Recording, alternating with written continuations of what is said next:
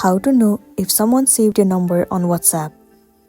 It's a very simple and a quick process, so without further ado, let's head over to the video. First thing first, make sure that you are running the latest version of the app. If not, head over to your app store and then update it. Once you have the latest version of the app, simply open it. Enter login credential and make sure that you are logged into a specific account.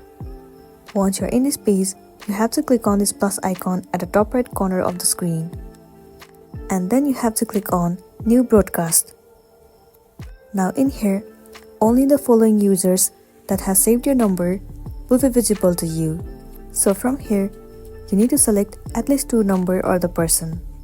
Now, if they have actually saved your number on their device, then they will be able to receive the message when you create a new broadcast here. So once you know that you have received the message, you can just basically delete that message, and from that on, you will be able to know if they have saved your number or not. So that's all for today, and this is simply how to know if someone saved your number on WhatsApp. Make sure to smash the like button and consider subscribing if you found this video helpful.